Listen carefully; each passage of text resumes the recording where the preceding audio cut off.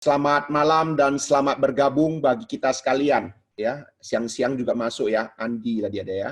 Oke, selamat bergabung semuanya. Oh, Andi ya, Andi Winata ya. Oke, selamat bergabung. Kita akan memulai, namun sebelum kita memulai, ada beberapa hal yang perlu diperhatikan.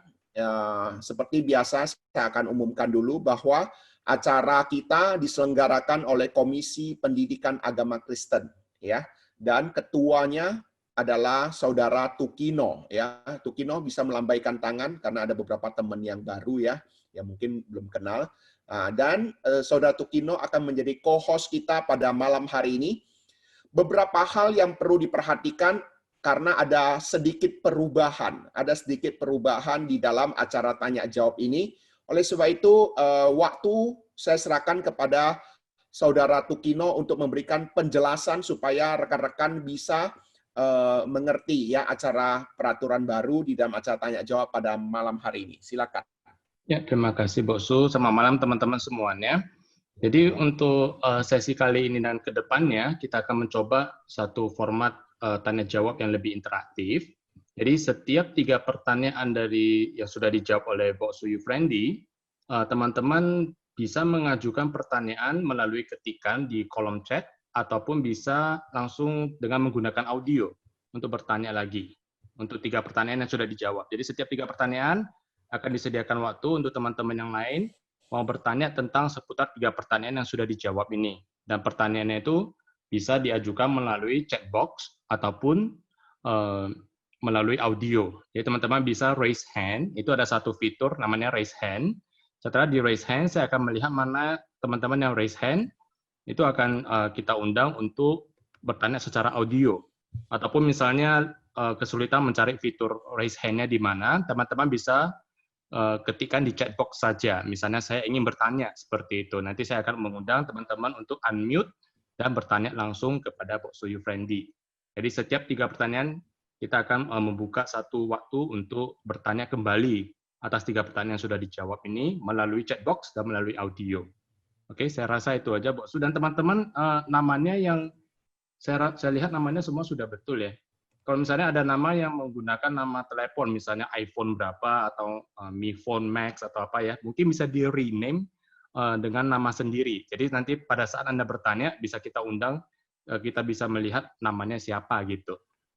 Oke, jadi bagi teman-teman yang namanya itu masih nama HP, belum diganti namanya, mungkin bisa di rename dulu, ya, diklikkan namanya untuk di rename namanya.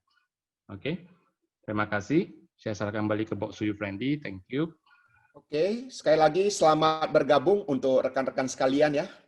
Ko Ping juga ya, Ko Myosen ya, selamat bergabung semua.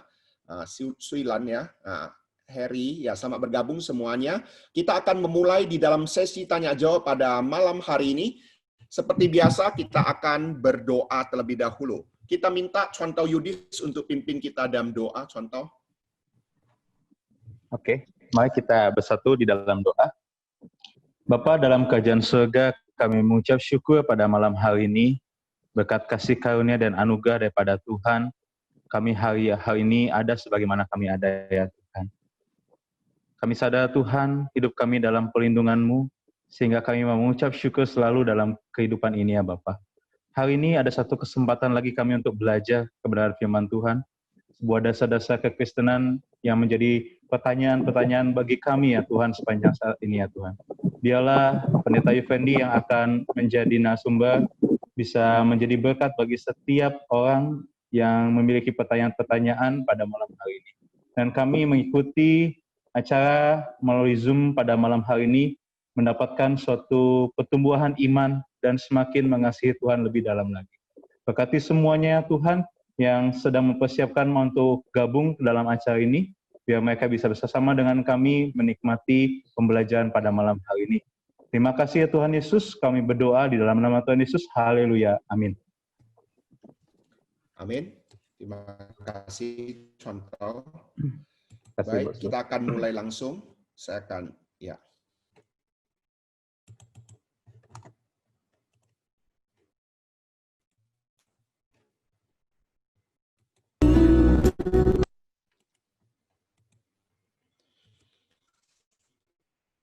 Baik, Bapak, Ibu, Saudara, kita akan mulai beberapa prinsip tanya jawab. Ini seperti biasa, saya akan sampaikan terlebih dahulu ya. Di dalam tanya jawab pada malam hari ini kita harus mengakui bahwa pemikiran kita terbatas ya. Jadi tidak mungkin kita mengerti pemahaman firman Tuhan secara sempurna dengan pikiran kita yang terbatas. Hanya mohon belas kasihan Tuhan sehingga kita boleh mengerti firman-Nya dengan baik. Kemudian yang kedua, jika ada jawaban yang berbeda dengan pemahaman kita sebelumnya ataupun pendeta lainnya, kita tidak perlu berdebat di dalam Zoom ini. Anggaplah perbedaan itu menambah wawasan pengetahuan kita, gitu ya. Kemudian bila jawaban disampaikan ada yang kurang dapat dimengerti, agar dapat juga menghubungi saya secara pribadi setelah selesai sesi tanya jawab supaya kita bisa membahas lebih seksama. Kemudian tujuan yang akan dicapai ya jelas untuk menambah pengetahuan kita dan juga mengalami pembaharuan hidup. Kemudian agar setiap kita juga dimotivasi untuk belajar Alkitab. Ada yang tidak mengerti, kami siap untuk menolong. Kemudian agar setiap umat Tuhan juga bertanggung jawab untuk iman kerohanian dia ya. Maksudnya kalau kita sudah jadi orang Kristen, kita harus mengerti tentang kekristenan, ajaran-ajaran kekristenan. Ini beberapa hal yang perlu kita sama-sama perhatikan. Dan saya mengharapkan juga setiap kita mengikuti acara tanya jawab ini dari awal hingga akhir. Ya. Nah. Baik, kita akan mulai pertanyaan pertama. Ya, kita akan lanjutkan pertanyaan sebelumnya ada 40 pertanyaan, kita baru jawab 15. Jadi sebenarnya masih sisa 25, masih ada lagi tambah sekitar 10 pertanyaan. Jadi sebenarnya masih ada lebih kurang 35 pertanyaan lagi ya. Jadi kita hari ini 2 jam ya. Hari ini 2 jam sampai jam 9.30 kita akan membahas pertanyaan ini. Untuk menghemat waktu makanya kita secara lisan, pertanyaan secara lisan diperbolehkan ya. Kalau misalnya rekan-rekan ada mau bertanya secara lisan karena ketik mungkin lebih lama, silakan saja ya. Anda bisa bertanya dengan pertanyaan yang singkat, tidak perlu kesaksian atau cerita panjang lebar dulu, langsung to the point pertanyaannya supaya menghemat waktu. Baik. Pertanyaan pertama. Imamat 16 ayat 8 ya, di sana dicatat dan harus membuang undi atas kedua kambing jantan itu. Sebuah undi bagi Tuhan dan sebuah bagi Azazel. Nah, yang menjadi pertanyaan kita adalah siapakah Azazel?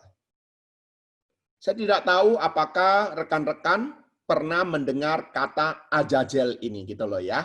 Nah, saya yakin dan percaya ada sebagian juga tidak mengetahui ya. Di sini ada 2 kambing jantan, sebuah diundi bagi Tuhan dan sebuah bagi Azazel. Azazel itu maksudnya apa gitu ya. Nah, pemahaman Azazel di dalam Wikipedia ini ada ya. Azazel adalah istilah yang dicatat hanya dalam Alkitab Ibrani dan Perjanjian Lama. Istilah ini dipakai untuk menandai salah satu kambing penghapus dosa yang akan dilepaskan di padang gurun sebagai bagian dari upacara pendamaian. Jadi tadi ada 2 ekor kambing, satu dikurbankan, satu lagi dibebaskan. Ya, satu lagi dibebaskan. Jadi di sini pemahaman Azazel itu dilepaskan sebagai upacara pendamaian. Ya, jadi itu pemahaman tentang Azazel ya. Kemudian pertanyaan selanjutnya ya, ini pertanyaan yang sama juga lanjutnya. Wahyu 2 ayat 2, aku menegurmu karena kamu membiarkan perempuan Isabel. Ya, Isabel. Nah, ini pertanyaannya saya langsung saja, ini karena pertanyaannya sangat sederhana ya. Apakah Isabel dan Azabel adalah sama? Jelas berbeda ya. Isabel itu istrinya Ahab ya. Nah, istri Ahab, sedang Azabel adalah kambing yang dilepaskan ya sebagai kurban perdamaian ya. Jadi perbedaannya. Kemudian pertanyaan kedua, mau tanya Acun Mukse, apakah dimaksud Tuhan sebagai aku menyesal? Bahwa aku menjadikan manusia dalam Kejadian 6 ayat 5-6 ya. Nah, ini pertanyaan kalau tidak salah beberapa tahun yang lalu ya waktu ada tanya jawab diadakan di kebaktian doa sempat membahasnya. Namun kita akan berusaha menjawab lagi untuk mengingatkan kembali ya apa sih yang dimaksud dengan Allah menyesal? Apakah Allah bisa menyesal? Ini yang mungkin yang menjadi pertanyaan bagi kita. Apakah Allah bisa menyesal sama seperti kita? Kalau Allah bisa menyesal sama seperti kita, nah ini menjadi hal yang perlu kita sama-sama perhatikan. Kalau Allah bisa menyesal, sepertinya Allah itu tidak maha tahu gitu loh. Ya, apakah pemahaman Allah menyesal sama seperti yang dipahami oleh manusia? Oke. Tukino ini sudah sempat direkam ya, Tukino ya. Sudah, Bosu, sudah rekam. Oke, ya, terima kasih. Baik, nah, kita akan jawab, apakah Allah bisa menyesal? Ini terambil dari Kejadian 6 ayat 5-6. Sebenarnya pemahaman Allah menyesal bukan hanya di sini, di beberapa bagian firman Tuhan juga mencatat ya tentang menyesallah Allah. Ya, menyesallah Allah atau Allah menyesal. Sebenarnya apa sih maksudnya Allah menyesal? Nah, pemahaman Allah menyesal itu adalah pemahaman bahasa yang dimanusiakan. Atau ini istilah antropomorfis, yaitu menunjukkan bahwa Allah itu juga memiliki perasaan. Allah juga maka akan merasa sakit kalau disakiti. Ya. Dengan demikian, untuk menunjukkan kepada umat Tuhan, jangan sembarangan melukai hati Tuhan gitu loh. Jadi sebenarnya pemahaman Allah menyesal adalah bahasa yang dimanusiakan supaya manusia bisa mengerti. Antropomorfis, yaitu itu bahasa yang dimanusiakan. Misalnya contoh, saya ambil contoh lagi ya. Perhatikan ayat firman Tuhan ini. Mazmur 36 ayat 8. Betapa berharganya kasih setiamu ya Allah. Anak-anak manusia berlindung dalam naungan sayap-Mu. Pertanyaannya adalah, apakah Allah bersayap gitu loh? Padahal Allah itu roh adanya. Nah, jadi di sini kita bisa melihat pemahaman sayap di sana itu juga bukan berarti bahasa pemahaman bahwa Allah punya sayap, bukan, tapi satu gambaran untuk menjelaskan bahwa Allah loh melindungi kita, Allah loh yang menaungi kita bagai seekor induk ayam yang menaungi anak-anaknya misalnya, atau seekor elang yang menaungi anak-anaknya di dalam sangkar dan sebagainya. Jadi pemahaman ini adalah bahasa yang dimanusiakan. Oleh sebab itu Alkitab seringkali mempergunakan bahasa-bahasa manusia untuk mengerti apa yang dialami maupun dilakukan Allah. Ungkapan Allah menyesal bukanlah berarti Allah semula tidak mengetahui apa yang terjadi. Tapi justru firman Tuhan ingin memberitahu kita bahwa Allah yang kita sembah juga memiliki perasaan, ia kecewa melihat manusia berdosa, ia marah terhadap kejahatan. Semua bahasa yang dipergunakan bermaksud agar Tuhan bisa menyelami, agar umat Tuhan bisa menyelami isi hati Tuhan. Nah, itu tujuannya. Ya. Nah, ini juga kalau kita lebih mudah mengerti, contohnya begini. Suatu hari ada seorang anak TK bertanya kepada kita, apa itu website? Saya yakin dan percaya kita punya kesulitan untuk menjelaskan website kepada anak TK. Ya, sekarang kita sering mendengar kata new normal. Kalau misalnya anak TK bertanya, Koko, Cici, Pak, Mak, apa itu new normal? Saya yakin dan percaya kita juga harus berpikir untuk bagaimana mencari cara untuk menjelaskan kepada anak TK dengan bahasa yang sesederhana mungkin. Nah, itulah kondisinya. Sama seperti pemahaman Allah, pemahaman Allah menyesal, ya itu bahasa yang dimanusiakan, ya bahasa dimanusiakan supaya manusia lebih mudah mengerti. Pertanyaan ketiga, teman Wah ada di gereja bukan Metodis, terus anaknya nggak dibaptis. Pas ada Wah tanya kenapa nggak dibaptis, dia bilang baptisan anak mana ada dicatat di Alkitab. Kayaknya Metodis yang ada baptisan anak, yang ada itu penyerahan anak. Wah beliau jawablah, boksu gitu kayak begitu ya. Ini bahasa langsung saya copy paste ya. Baik, pertanyaan kita adalah beberapa argumentasi tentang tidak boleh baptisan anak. Ya, ini artinya argumentasi daripada mereka gereja-gereja yang tidak setuju tentang baptisan anak. Beberapa argumentasi mereka. Ya, saya ambil contoh aja ya, ambil contoh 2. Pertama, Alkitab tidak mencatat ada baptisan anak, yang ada penyerahan anak. Ini argumentasi pertama. Argumentasi kedua adalah bayi yang baru kecil kan belum bisa mengakui Yesus sebagai Tuhan dan Juru Selamat. Bagaimana boleh dibaptis gitu loh. Nah, ini yang menjadi dua alasan yang sering disinggung. Sebenarnya juga masih banyak lagi ya, mungkin masih banyak lagi argumentasi-argumentasi mereka tidak setuju tentang baptisan anak. Namun saya ingin menjawab demikian.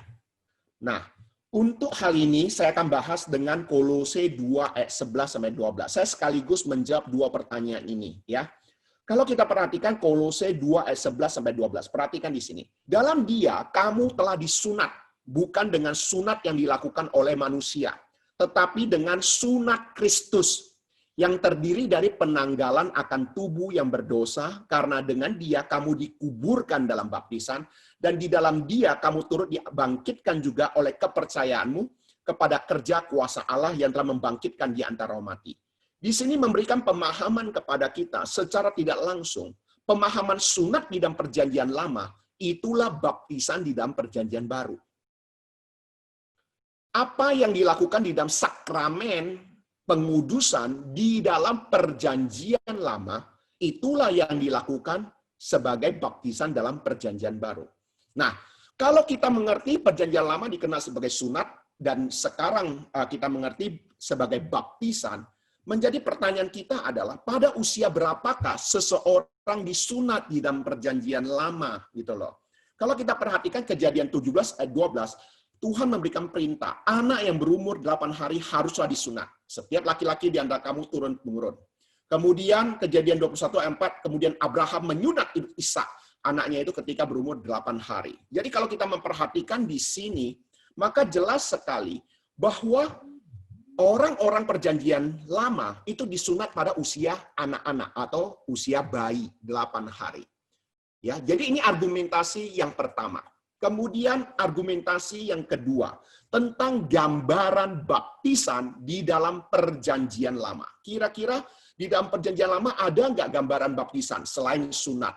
Ada. Coba perhatikan lagi di dalam 1 Korintus 10 ayat 1 sampai 2. Di dalam 1 Korintus 10 ayat 1 sampai 2 di sana katakan, aku mau supaya kamu mengetahui saudara-saudara bahwa nenek moyang kita semua berada di bawah perlindungan awan dan bahwa mereka semua telah melintasi laut. Untuk menjadi pengikut Musa, mereka semua telah dibaptis dalam awan dan dalam laut. Di dalam pemahaman perjanjian lama yang ditulis oleh Rasul Paulus di dalam perjanjian baru, di sini memberitahu para kita untuk menjadi pengikut Musa, mereka semua telah dibaptis dalam awan dan dalam laut. Kapan nenek moyang orang Yahudi itu dibaptis di dalam awan dan dalam laut? Kapan? Coba yuk kita dijawab ya, coba dijawab di chatting. Kapan bahwa orang-orang Israel itu dibaptis dalam awan dan dalam laut? Itu kapan?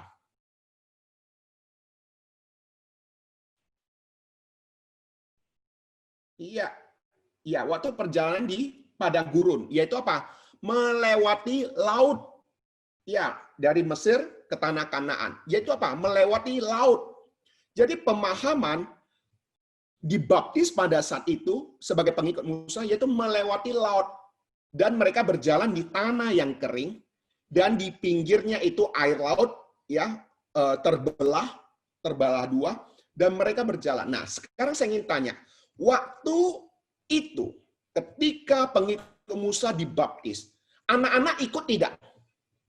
Nah, ini menjadi pertanyaan kita. Atau hanya orang dewasa saja, anak-anak tidak ikut lewat laut itu? Nah, ini menjadi sesuatu yang perlu kita pertanyakan. Nah, ini dua argumentasi saya secara sederhana, sekalipun masih banyak lagi argumentasi saya untuk membuktikan bahwa baptisan anak diperbolehkan. Ya, jadi ini argumentasi sederhana saya. Ya, sebenarnya ditanya jawab saya di dalam sesi pembinaan dasar iman Kristen, saya bisa menjelaskan lebih lagi, ya, lebih lagi beberapa dukungan Alkitab. Baik, kita menerima pertanyaan daripada rekan-rekan. Silakan. Ada yang mau bertanya secara langsung atau dengan chatting? Silakan.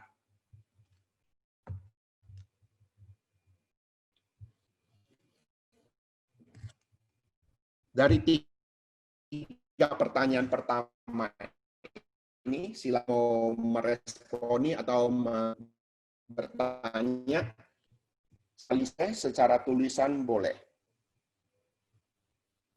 Kalau ada yang secara lisan boleh langsung. Bagaimana dengan CD?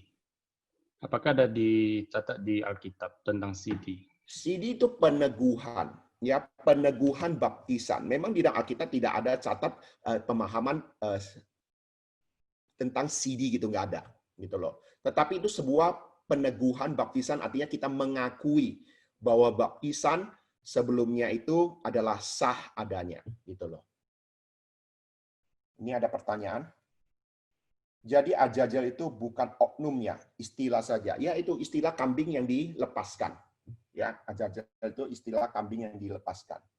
Berarti sunat itu bukan secara harfiah seperti sunat yang dilakukan pada laki-laki boksu. Ini perjanjian lama, itu sunat yang sama seperti saudara kita lakukan sekarang. Tapi sebenarnya pemahaman sunat menurut perjanjian baru, itu loh baptisan yang diajarkan oleh Tuhan Yesus. Tadi dukungan Alkitabnya sudah cukup jelas, ya, untuk memberitahu kita. Makanya orang Kristen sekarang tidak lagi ada sunat, yang ada baptisan gitu loh.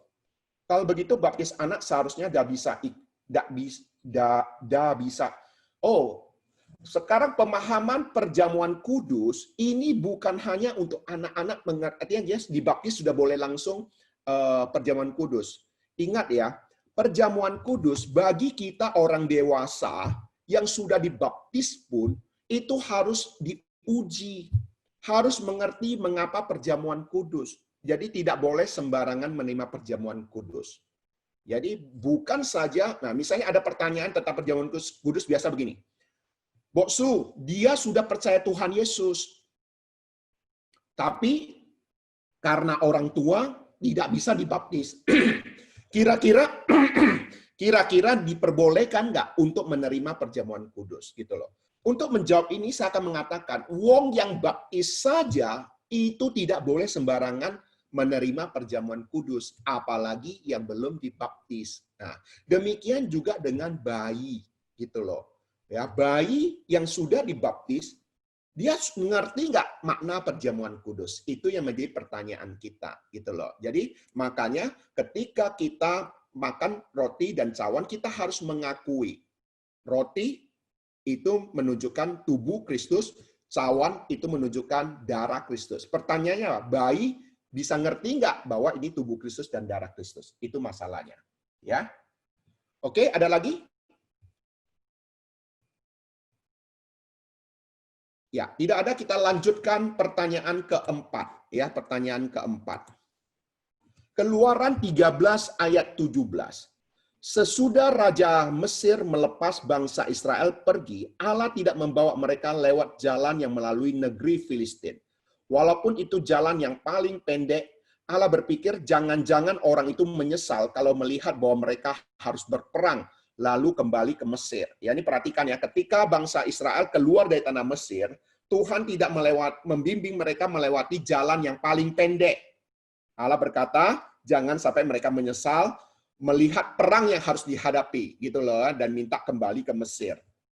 Pertanyaannya adalah, apakah Allah sudah mengetahui hati manusia yang tidak tahan menderita dan ingin kembali ke perbudakan Mesir? Maka Allah membawa mereka lewat jalan lain yang lebih panjang. Jelas Allah pasti mengetahui, ya. Allah bukan hanya mengetahui, Allah juga mengetahui batas kemampuan mereka, ya. Mereka dulunya adalah budak di Mesir. Mereka belum siap untuk berperang, ya, berperang, ya. Ketika mereka melewati negeri Filistin, itu bangsa yang kuat. Ya, oleh sebab itulah Tuhan memimpin mereka menghindari negeri Filistin. Yang menjadi pertanyaan kita selanjutnya adalah, bukankah Tuhan bisa saja berperang bagi mereka? Bukankah selama ini Tuhan yang berperang bagi mereka? Jadi mengapa harus melalui rute 40 tahun di padang gurun? Ya, kita tahu dari Mesir ke tanah perjanjian tidak harus sampai 40 tahun, ya, tidak harus begitu lama. Tetapi kenapa harus begitu lama? Kalau alasannya berperang saja,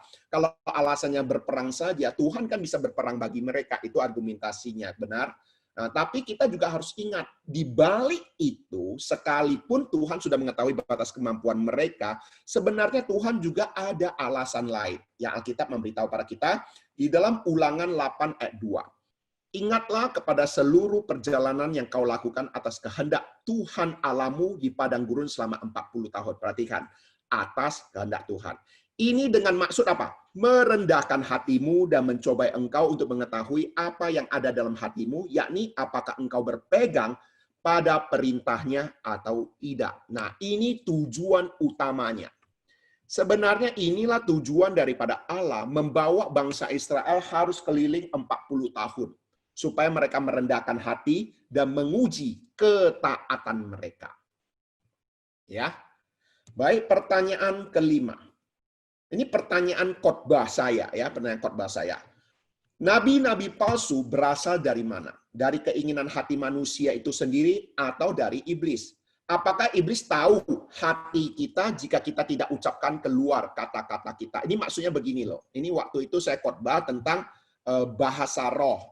Orang berbahasa roh alasannya apa? Supaya iblis tidak tahu apa yang kita ucapkan sehingga tidak bisa menghalangi. Lalu saya katakan, itu alasan yang salah.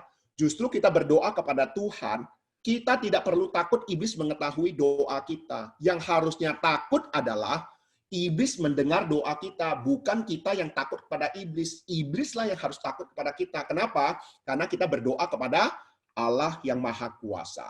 Ya, Tuhan pencipta langit dan bumi. Nah, pertanyaan di sini adalah apakah iblis tahu hati kita jika kita tidak ucapkan keluar kata-kata kita, gitu loh ya. Oke, dua pertanyaan ini saya akan bahas satu-satu dulu ya. Nabi-nabi palsu berasal dari mana? Nah, kalau kita memperhatikan di dalam 1 Yohanes 4 ayat 1, saudara-saudaraku yang kukasih, jangan mempercayai setiap roh, melainkan ujilah roh-roh itu untuk mengetahui apakah mereka berasal dari Allah. Karena banyak nabi palsu telah datang ke dunia. Dengan kata lain, di sini memberitahu pada kita ada hubungan roh-roh jahat dengan nabi-nabi palsu. Kisah para Rasul 13 ayat 6 dan 9 sampai 10, di sana dikatakan tentang pelayanan daripada Rasul Paulus dan Barnabas waktu itu.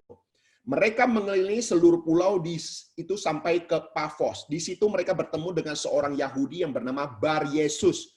Ia seorang tukang sihir dan nabi palsu. Tetapi Saulus juga disebut Paulus yang penuh dengan Roh Kudus menatap dia dan berkata, "Hai anak iblis, engkau penuh dengan rupa-rupa tipu muslihat dan kejahatan. Engkau musuh segala kebenaran, tidakkah engkau akan berhenti membelokkan jalan Tuhan yang lurus itu?" Ini artinya berbicara waktu ada seorang gubernur di pulau itu yang mau percaya Tuhan.